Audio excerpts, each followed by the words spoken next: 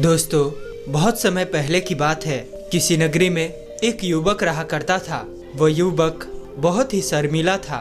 वह इतना शर्मीला था कि जब भी उसके सामने कोई नया व्यक्ति खड़ा होता तो वो उससे बात तक नहीं करता था। यहाँ तक कि जिन्हें वो जानता था, पहचानता था, उनसे भी बात करने में उसे बहुत शर्म आया करती थी। वो उनसे भी ठीक से बात नहीं कर पाता था और अपनी इस समस्या के कारण वो खुद ही अपने आप से बहुत परेशान रहता था, क्योंकि वो अपने जीवन में कुछ कर ही नहीं पा रहा था। धीरे धीरे समय बीतता गया और समय बीतने के साथ साथ उस युवक की शर्म आने की आदत बढ़ती चली गई, जिस कारण वो निराश रहने लगा, परेशान रहने लगा। वह बहुत ही चिंतित रहने लगा। उसे ये समझ नहीं आ रहा था कि इस समस्या से किस तरह छुटकारा पाए। उसके घर वाले भी अब उसके इस समस्या से बहुत चिंतित रहने लगे थे। वे सोचते थे कि इसका क्या होगा, ये अपने जीवन में कुछ कर पाएगा भी या नहीं। जब भी वो कहीं पर काम के लिए जाता तो उसके यह सीधेपन का सभी फायदा उठाते, उसे परेशान करते। वह कुछ ज़्यादा कह नहीं पाता था, जिस कारण उसे कोई कुछ भी कह देता और वहाँ से चला जाता। इन्हीं सब कारणों के वजह से उसका मन कहीं भी किसी भी काम में नहीं लगता था। वह हर काम को कुछ ही दिन में छोड़ दिया करता था। उसके मन में बहुत कुछ चल रहा था। उसके मन में विचारों की तूफान उठ रहा था। वो सबसे बहुत कुछ कहना चाहता था, लेकिन अपनी इस आदत के कारण वो किसी से कुछ नहीं कह पा रहा था। वो अंदर ही अंदर घुटता जा रहा था। सारे विचार, सारी बातें उसके मन में ही दबी पड़ी थी, लेकिन कभी भी वो किसी से भी अपनी मन की बात नहीं बताता था। जब वह छोटा सा बच्चा था तब उसे लोग बहुत पसंद करते थे। उसकी आदतों को लोग सराहते थे, लेकिन इसी आदत से जब वह बड़ा हो गया, युवा हो गया, तो इसी आदत के कारण उसे अपना जीवन जीने में भी अत्यधिक परेशानियां उठानी पड़ती थी। और वह युवक भी अपनी इस एक गलती के कारण बहुत परेशान रहता। अपनी इस एक आदत से वह छुटकारा पाना चाहता था। वह चाहता था कि वह लोगों से अपनी मन की बात खुलकर कह पाए। वो जो कुछ करना चाहता है, वो जो कुछ कहना चाहता है, वो सबसे वो खुलकर कह सके, कर सके। लेकिन जब भी कोई दूसरा उसके सामने आता तो उसकी जुबान मानो खुलती ही नहीं। उसकी जुबान एकदम से चुप्पी हो जाया करता था। यहाँ तक कि वो अपने माता पिता के सामने भी ठीक से बात नहीं कर पाता था। केवल उसके कुछ मित्र थे जिनसे वह अपने मन की बात कर पाता था। जब भी वो किसी बात का जवाब देता तो लोग उसकी हंसी उड़ाते, उसका मजाक बनाते। लोग कहते कि अब तेरे मुंह में भी जबान आ गई है। ये समस्या दिन ब दिन बढ़ती ही चली जा रही थी और इस समस्या के कारण उसके पिता भी अत्यधिक चिंतित रहने लगे थे। वो चाहते थे कि उनका बेटा भी अपनी मन की बात रख सके, लेकिन एक दिन जब वो अपने उस बेटे को दूसरों के सामने शर्मिंदा होता हुआ देख रहे थे, तभी उन्हें बहुत क्रोध आया और वह अपने बेटे को खरी खोटी सुनाने लगे। उन्होंने उसे इतना डांट दिया कि वह युवा लड़का अत्यधिक क्रोधित हो गया और वह वहां से बिना कुछ कहे चला गया। शाम हो चुकी थी और अब तक उनका बेटा घर नहीं लौटा था। माता और पिता दोनों बड़े ही चिंतित थे। वे अपने बेटे को वापस घर पर देखना चाहते थे, लेकिन वह युवा लड़का तो भागते भागते पहाड़ की चोटी पर जा पहुंचा था। वो वहां से नीचे की ओर झांक रहा था और ईश्वर से कह रहा था कि हे भगवान, आपने मुझे ऐसा क्यों बनाया? लोग मेरा मजाक उड़ाते हैं, लोग मेरा हंसी उड़ाते हैं। जब मैं अपनी मन की बात इस दुनिया में रख ही नहीं सकता, मैं किसी से कुछ कह ही नहीं सकता, तो फिर मैं इस जीवन को जीकर क्या करूँगा? जब भी मैं किसी से कुछ कहने की कोशिश करता हूँ तो लोग मेरा मजाक बनाते हैं, मेरी हंसी उड़ाते हैं, खिल्ली उड़ाते हैं। यहाँ तक कि वो मुझसे कुछ भी कहकर चले जाते हैं और मैं उनका कुछ भी जवाब नहीं दे पाता। बस मैं सुनता ही रह जाता हूँ। मेरे गला जैसे अटक ही जाता है और मैं कुछ प्रति उत्तर दे ही नहीं पाता हूँ। ऐसा जीवन जीकर मुझे क्या मिलेगा? इसलिए मैं तेरे पास आ रहा हूँ। मैं आत्महत्या करने जा रहा हूँ। जैसे ही वो युवक कूदने की तैयारी कर रहा था कि तभी पीछे से एक आवाज सुनाई पड़ी, बेटा जान देना तो बहुत आसान है, लेकिन इस जान को तुम वापस नहीं पा सकोगे। जैसे ही ये आवाज उस लड़के के कान पर पड़ा, वो पीछे मुड़कर देखने लगा। उसने जैसे ही पीछे मुड़कर देखी तो पाया कि एक बौद्ध भिक्षु उसके पीछे खड़े हैं। उन्हें देखकर वो डर सा गया और अपने कदम पीछे खींच लिए और चुपचाप वहाँ पर खड़ा रह गया। वो अपनी आदत के कारण वो उससे कुछ कह नहीं पा रहा था। तभी वो बौद्ध भिक्षु उस युवक से कहते हैं, बेटा क्या बात है, आखिर तुम यहाँ पर क्या कर रहे हो और तुम अपने इस जीवन को क्यों समाप्त करना चाहते हो? ये अनमोल जीवन बहुत कम लोगों को नसीब होता है और तुम्हें यह जीवन व्यर्थ लगता है। इस पर वो युवक कहता है, नहीं नहीं कुछ नहीं, मैं तो बस यहाँ पर खड़ा होकर देख रहा था। तभी वो बौद्ध भिक्षु उस युवक से कहते हैं, बेटा मैं जानता हूँ कि तुम यहाँ पर क्या करने आए थे।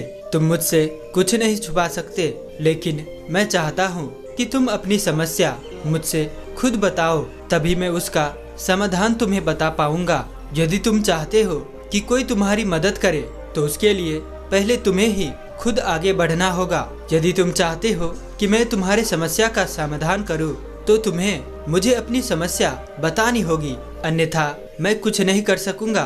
उन बौद्ध भिक्षु की यह बात सुनकर वो युवक कहता है, नहीं नहीं कोई बात नहीं है, मैं ठीक हूँ, मैं सच कह रहा हूँ। उस युवक की यह बात सुनकर वो बौद्ध भिक्षु उस युवक से कहते हैं, ठीक है बेटा, यदि तुम नहीं चाहते हो कि मैं तुम्हारी मदद करूं तो कोई बात नहीं, मैं तुम्हारी बात पर विश्वास कर लेता हूं, लेकिन तुम्हें भी मेरी एक बात पर विश्वास करना चाहिए कि मैं तुम्हारी मदद के लिए ही यहाँ पर आया हूँ। तुम चाहो तो तुम मुझे अपनी समस्या बता सकते हो और मैं तुम्हारी इस समस्या का समाधान भी अवश्य करूँगा। इसका जवाब देते हुए वो युवक उन बौद्ध भिक्षु से कहता है, नहीं नहीं मैं ठीक हूँ, मैं सच कह रहा हूँ, आप जाइए। इस पर वो बौद्ध भिक्षु कहते हैं कि ठीक है बेटा, यदि तुम चाहते हो कि मैं यहाँ से चला जाऊँ तो मैं यहाँ से चला जाता हूँ, लेकिन मेरी एक बात याद रखना, मेरे जाने के बाद मैं तुम्हारी कोई भी मदद नहीं कर पाऊंगा और हो सकता है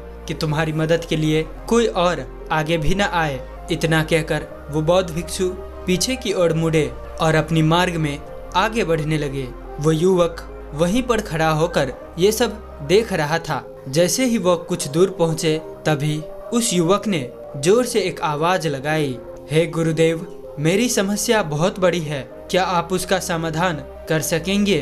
क्या आप मुझे उसका समाधान दे सकेंगे? यह सुनकर वो बौद्ध भिक्षु वहीं पर खड़े हो गए। पीछे मुड़कर उन्होंने उस युवक का बात का जवाब देते हुए कहा, बेटा इस दुनिया में कोई भी ऐसी समस्या नहीं है जिसका कोई समाधान ना हो। यदि तुम मुझे अपना समस्या बताओगे तो मैं उसका समाधान अवश्य करूंगा।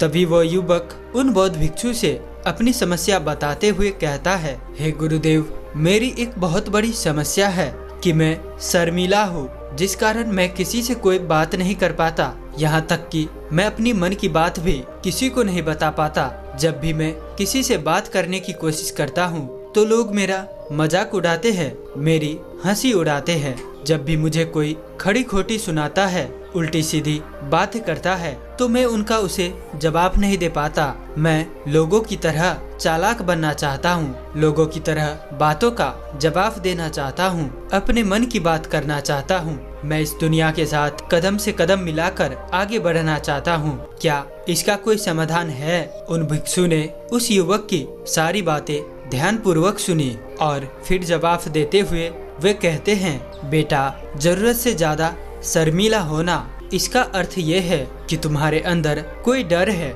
जिसे तुम पहचान नहीं पा रहे हो, जिस कारण तुम उसका समाधान करने में भी असमर्थ हो। शर्म करना अलग बात है और डरना अलग। जब हमारे भीतर डर होता है तब हम कहीं भी, कोई भी, किसी से भी बात नहीं कर पाते। हमें चारों तरफ केवल डर ही नजर आते और हम हर जगह सिर्फ डरते ही रहते हैं, लेकिन इसे शर्माना नहीं कहते हैं। आगे वो बौद्ध भिक्षु उस युवक से कहते हैं, बेटा तुम सबसे अधिक किससे शर्माते हो? वो युवक इसका जवाब देते हुए कहता है, हे गुरुदेव, मुझे अपने पिता से बात करने में बहुत शर्म आती है। तभी वो बौद्ध भिक्षु उस युवक से कहते हैं, अच्छा तो ये बताओ, जब तुम अपने पिता से बात कर रहे होते हो या फिर बात करने की प्रयास करते हो तो तुम्हारे मन में कैसे ख्याल उत्पन्न होते हैं? वो युवक इसका जवाब देते हुए कहता है, हे गुरुवर, जब भी मैं अपने पिता से बात करने का प्रयास करता हूँ तो मुझे ऐसा प्रतीत होता है कि मानो मेरे पिता अभी मुझे डांट देंगे, मुझ पर क्रोध करेंगे, वो मुझसे नाराज हो जाएंगे और कहीं ना कहीं मुझे यह भी लगता है कि मैं कुछ गलत बात ही करूँगा। यहाँ तक कि मेरे मन में ऐसे भी ख्याल उत्पन्न होते हैं कि शायद मेरे पिता मुझसे प्यार ही नहीं करते। परंतु हे गुरुदेव, आप कहते हैं कि शर्म अलग है और डरना अलग बात है, तो क्या कोई ऐसा उपाय है जिससे मुझे कोई डर प्रतीत ही ना हो? क्या कोई ऐसा रास्ता है जिससे मेरे अंदर का ये डर पूरी तरह से समाप्त हो जाए? कृपया करके मुझे इस समस्या का समाधान बताइए। मुझे अपने इस डर से बाहर निकलना है। मुझे लोगों की तरह अपने इस जीवन को खुलकर जीना है। उस युवक की ये सारी बातें सुनकर वो बौद्ध भिक्षु उस युवक से कहते हैं, जाओ और अपने पिता से कहो कि मुझे कुछ काम करना है और उसके लिए मुझे आपसे कुछ धन चाहिए। यदि तुम उनसे धन मांगने में कामयाब हो गए तो मैं तुम्हारी समस्या का समाधान अवश्य बताऊंगा। वो युवक काफी घबरा गया। उसने उन गुरुदेव से कहा, हे गुरुदेव, मुझे ये कार्य ना दीजिए। मैं अपने पिता से बहुत डरता हूँ। मैं उनसे कुछ नहीं कह पाता। उनके सामने तो मेरी बोलती तक बंद हो जाती है। मैं उनसे धन भला कैसे मांगूंगा? ये बात सुनकर वो बौद्ध भिक्षु उस युवक से कहते हैं, तब तो तुम्हारी समस्या का कोई भी समाधान नहीं है और ना ही तुम कभी भी अपने जीवन को खुलकर जी पाओगे। ये बात सुनकर वो युवक उन बौद्ध भिक्षु से कहता है, हे गुरुदेव, ऐसा ना कहे। कृपया करके मुझे कोई और कार्य बताइए, कुछ ऐसा कार्य जिससे मेरे अंदर के डर पूरी तरह से समाप्त हो जाए। कोई ऐसा समाधान बताइए। इसका जवाब देते हुए वो बौद्ध भिक्षु उस युवक से कहते हैं, बेटा, यदि तुम्हें अपने अंदर के डर को भगाना है तो पहले तुम्हें ये मेरा कार्य करना होगा जो मैंने तुम्हें कहा है। वो युवक घबराकर काफी देर सोच विचार करने के बाद उन गुरुवर से कहता है, ठीक है, यदि आप चाहते हैं कि मैं इस कार्य को करूं तो मैं इस कार्य को करने की पूरा प्रयास करूंगा। इतना कहकर वो युवक अपने घर लौट जाता है। उसे देखकर उसके माता पिता बहुत खुश हो जाते हैं और वह युवक अपने पिता से डरते डरते कहता है, पिताजी, मुझे आपसे कुछ बात कहनी है। इस पर उसके पिता कहते हैं, बोलो, क्या बात है? वो युवक आगे कहता है, पिताजी, मैं कुछ काम करना चाहता हूँ और उसके लिए मुझे आपसे कुछ धन चाहिए। क्या आप मुझे कुछ धन दे सकते हैं? इतना सुनकर उस युवक के पिता ने उस युवक की तरफ ध्यान से देखा।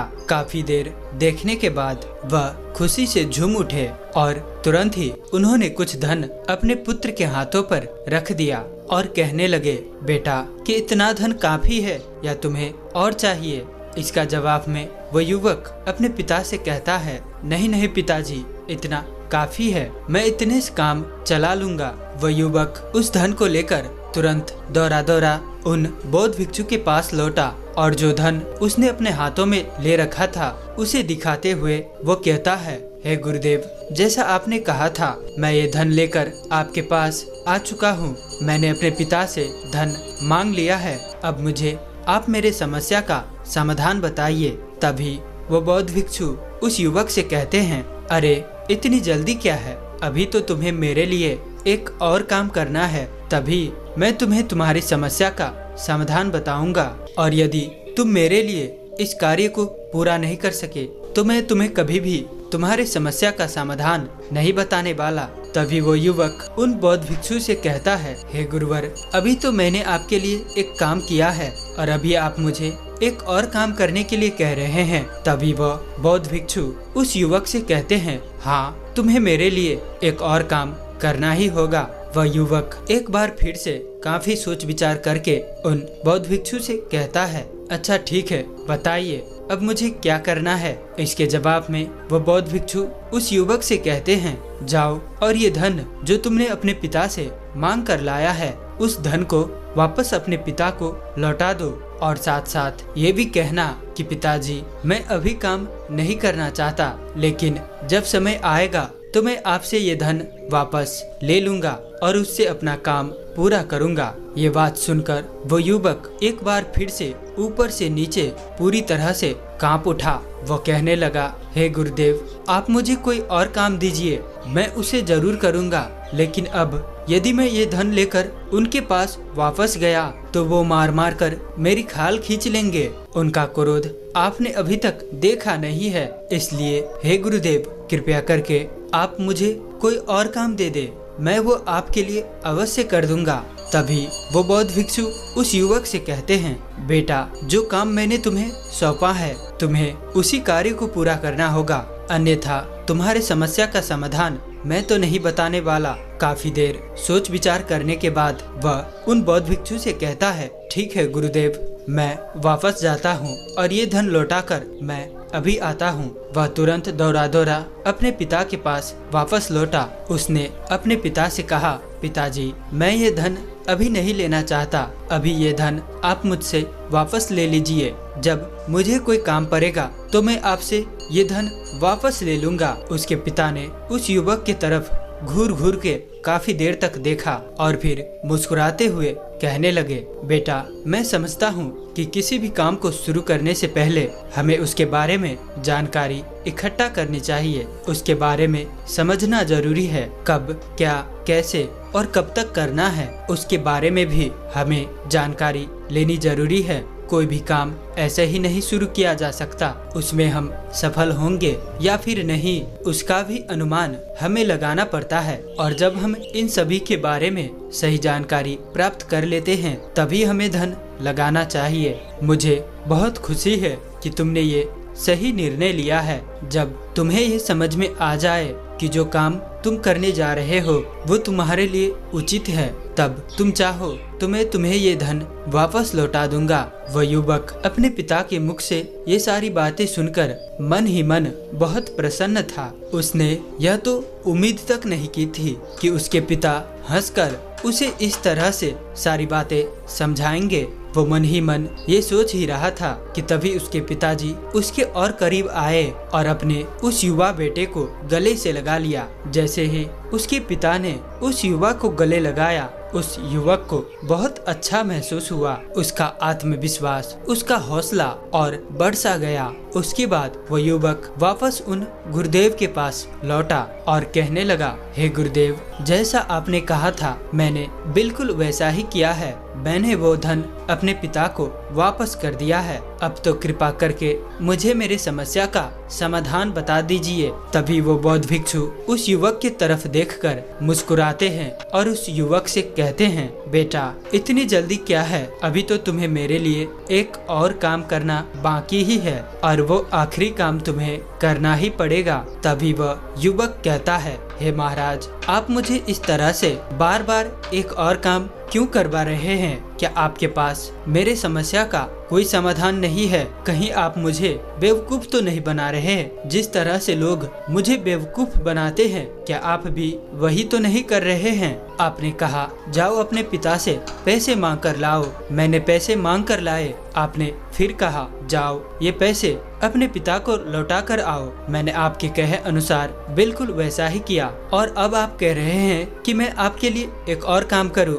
नहीं, ये मुझसे नहीं होगा। तभी वो बौद्ध भिक्षु उस युवक के तरफ देखकर मुस्कुराते हैं और कहते हैं, बेटा, बस ये आखिरी काम है और ये बहुत सरल भी है। तुम जैसे ही इस कार्य को पूरा करोगे, मैं तुम्हें वचन देता हूँ कि मैं तुम्हारे समस्या का समाधान अवश्य बताऊंगा। इस पर वो युवक फिर से एक बार सोच विचार करता है और उन बौद्ध भिक्षु से कहता है, ठीक है, लेकिन ये आखिरी काम जो मैं आपके लिए करूंगा, बताइए मुझे क्या करना है? तभी वह बौद्ध भिक्षु एक मूर्ति निकालकर उस युवक के हाथ में थमा देते हैं। वह मूर्ति दिखने में बहुत सी साधारण सी थी, लेकिन वो बौद्ध भिक्षु उस युवक से कहते हैं, बेटा, तुम्हें इसे बाजार में ले जाना है इसे बेचना है और इसके बदले में तुम्हें 100 सोने के सिक्के लेकर आना है। जब तुम यह करने में सफल हो जाओगे तभी मैं तुम्हें तुम्हारे समस्या का समाधान बता पाऊंगा। वह युवक उस मूर्ति को अपने हाथ में लेकर बड़े ही गौर से देखता है और उन बौद्ध भिक्षु से कहता है, हे गुरुदेव, ये तो बड़े ही साधारण सी मूर्ति लग रही है, मानो मिट्टी की बनाई गई हो। इसके लिए भला 100 सोने की सिक्के मुझे कौन देगा? कहीं आपका माथा फिर तो नहीं गया है? इसकी 1 या 2 सोने के सिक्के मिल जाए वो ही बहुत है, लेकिन इसके लिए 100 सोने के सिक्के कोई नहीं देगा। तभी वो बौद्ध भिक्षु उस युवक से कहते हैं, बेटा, मैंने जो तुम्हें काम सौंपा है, यदि तुम उसे करोगे तभी तुम्हारी समस्या का समाधान मिल पाएगा, अन्यथा तुम चाहो तो तुम अपने घर लौट सकते हो, फिर से वही अपने पुराने जीवन में, जहाँ लोग तुम्हारा मजाक बनाते हैं, तुम्हारे हंसी खिल्ली उड़ाते हैं, लोग तुम्हें डराते हैं, सताते हैं। वह युवक उन बौद्ध भिक्षु की यह बात सुनकर मन ही मन यह विचार करता है कि मुझे तो मेरी समस्या का समाधान किसी भी हालत में चाहिए, जिस कारण वो उस मूर्ति को उठाकर बाजार की ओर चल देता है। बाजार पहुंचकर वो एक जगह उस मूर्ति को लेकर चुपचाप खड़ा हो जाता है और इंतजार करने लगता है कि कोई आएगा और उससे उस मूर्ति के बारे में पूछेगा और तब वो उस मूर्ति के लिए 100 सोने के सिक्के का मांग करेगा। देखते ही देखते काफी समय बीत गया, लेकिन अभी तक उसके पास कोई भी व्यक्ति नहीं आया था। उसने आसपास देखा तो लोग चिल्ला चिल्ला कर अपने सामानों को बेच रहे थे। वे जोर जोर से आवाज लगा रहे थे। उसने भी सोचा कि यदि अपने इस मूर्ति को बेचना है तो मुझे भी जोर जोर से आवाज लगानी होगी। उस युवक ने चिल्लाना शुरू किया, लेकिन वह इतनी जोर से चिल्ला नहीं पा रहा था। उसकी आवाज उसे खुद तक सुनाई नहीं पड़ रही थी, तो भला उसकी आवाज को दूसरे कैसे सुनते, जिस कारण उस व्यक्ति के पास उस मूर्ति को खरीदने के लिए कोई नहीं आ रहा था। धीरे धीरे शाम का समय हो चुका था और उस व्यक्ति को यह डर था कि कहीं वह बौद्ध भिक्षु वहां से कहीं चला न जाए, अन्यथा उसे उसकी समस्या का समाधान कौन देगा। यह सोचकर उसने जोर जोर से आवाज लगानी शुरू की कि 100 सोने की सिक्के में ये मूर्ति ले लो। उसकी आवाज सुनकर लोग उसके पास आने लगे और उससे ये सवाल करने लगे कि इस मूर्ति में ऐसा क्या है जो तुम इसकी 100 सोने की सिक्के मांग रहे हो? इसके अंदर ऐसा कुछ तो खास होगा ही। वह युवक काफी देर सोच विचार कर उनसे कहता है, नहीं नहीं, मुझे कुछ नहीं पता, मैं तो बस इसे यहाँ पर बेचने आया हूँ। तभी उसमें से एक आदमी उस युवक से कहता है, अगर ऐसी बात है तो इस मूर्ति को कोई नहीं खरीदने वाला। आखिर इस मूर्ति में ऐसा क्या खास है जिसके लिए तुम 100 सोने की सिक्के की मांग कर रहे हो? ये तो तुम्हें बताना ही पड़ेगा। धीरे धीरे कई लोग उस व्यक्ति के पास आए और सभी ने बस एक ही सवाल किया कि आखिर इस मूर्ति में ऐसा क्या खास है, ऐसी क्या बात है जिसके लिए तुम 100 सोने की सिक्के की मांग कर रहे हो। उस युवक ने कईयों से बातचीत की, उन्हें समझाने की कोशिश की, काफी प्रयत्न किए, लेकिन कोई भी 100 सोने के सिक्के देकर उस मूर्ति को खरीदने के लिए तैयार नहीं था। वह निराश हो गया। उसे कुछ समझ नहीं आ रहा था कि वह क्या करे। तभी बाजार में उसने देखा कि कुछ लोग अपनी सामानों की खासियत बता रहे हैं। उसे बेचने के लिए वह उसकी खास खास बातों के बारे में लोगों को समझा रहे हैं। यह देखकर उसने भी सोचा कि मुझे भी इस मूर्ति की खासियत लोगों को बतानी होगी। उसने फिर एक बार जोर जोर से आवाज लगानी शुरू की, समस्या का समाधान निकालने वाली मेरे गुरु की एकलौती मूर्ति केवल एक ही है। जिसके पास भी ये मूर्ति होगी उसके घर में कोई समस्या नहीं होगी। ये मूर्ति उस समस्या का समाधान तुम्हें अवश्य बताएगी। ये सुनकर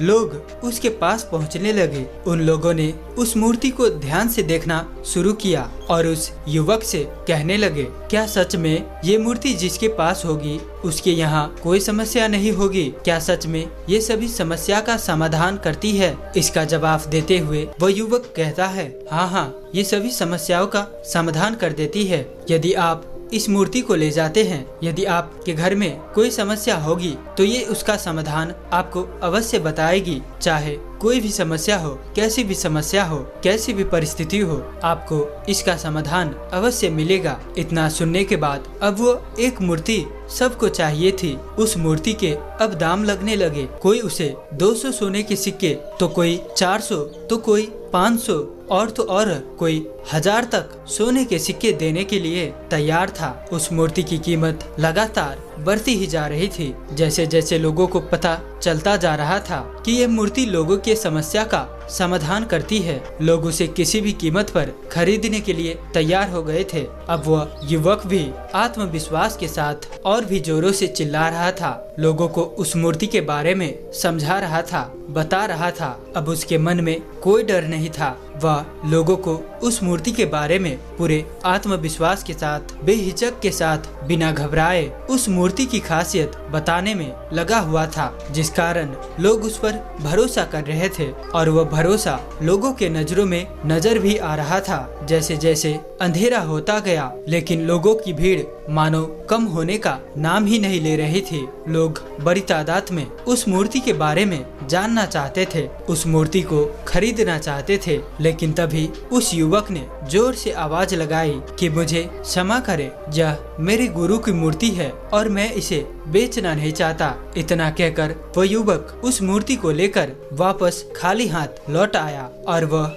उन गुरुदेव के पास पहुंचा और गुरुदेव से कहने लगा, हे गुरुदेव, आपका बहुत बहुत धन्यवाद। इस मूर्ति ने मेरी समस्या का समाधान कर दिया। मुझे समझ में आ गया कि मेरी क्या समस्या थी। हालांकि मैं इसे बेचकर सोने के सिक्के आपके लिए नहीं ला पाया, लेकिन मुझे मेरी समस्या का समाधान अवश्य मिल गया। आपका बहुत बहुत धन्यवाद। इस बात को सुनकर वो बौद्ध भिक्षु उस युवक से कहते हैं, बेटा, मैंने तुम्हारी समस्या का समाधान नहीं किया है, तुमने तो खुद ही अपनी समस्या का समाधान किया है। अपनी समस्या तुमने खुद ही सुलझाई है। तुम्हारे मन में हजारों सवाल थे, मैं ये करूँगा तो लोग क्या कहेंगे, मेरे बारे में क्या सोचेंगे, यदि मैं अपना मुंह खोलूंगा तो मेरे ऊपर हंसेंगे, यदि मैंने मुंह खोला तो मैं कुछ गलत ही करूँगा। ऐसे कई सारे विचार तुम्हारे मन में थे, ऐसे कई सारे डर तुमने अपने मन में पाल रखे थे। लेकिन जब तुमने इस मूर्ति के बेचने के दौरान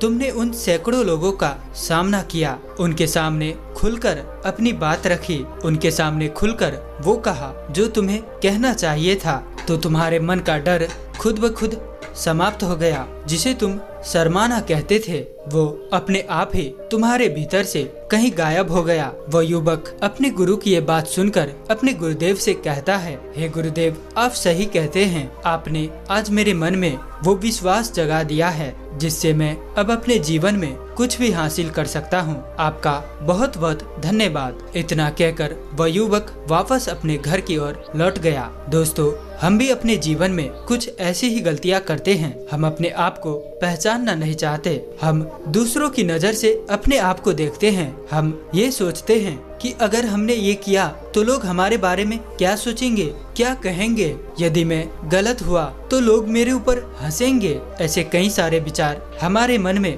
पनपते रहते हैं, जिसके कारण हम हमेशा डर में जीते हैं। लेकिन दोस्तों, जिस दिन आपने अपना डर का सामना कर लिया, उस दिन के बाद आप कभी भी किसी से किसी भी चीज के लिए नहीं डरेंगे और ना ही आपको शर्म आएगी। और जब आपके भीतर का वो डर हमेशा के लिए समाप्त हो जाएगा, तो आप अपने जीवन में वो जो भी कुछ करना चाहते हैं, वो जो भी कुछ आप हासिल करना चाहते हैं, उसका रास्ता आपके लिए पूरी तरह से खुल जाएगा और आप अपने मार्ग पर तेजी से आगे की ओर बढ़ने में सक्षम भी हो जाएंगे। इसलिए लोग क्या कहते हैं, क्या कहेंगे, ये सब छोड़ दीजिए और खुद पर विश्वास कीजिए, क्योंकि आप ही है जो अपने इस डर का सामना कर सकते हैं। दोस्तों, उम्मीद है कि आज की इस वीडियो से आपने जरूर कुछ सीखा होगा। तो इसीलिए आज की इस वीडियो को लाइक और अपने दोस्तों के साथ शेयर करना ना भूले और हमें ऐसे ही सपोर्ट करने के लिए चैनल को सब्सक्राइब और घंटी बटन को जरूर दबा दे। और कहानी में मेरे साथ बने रहने के लिए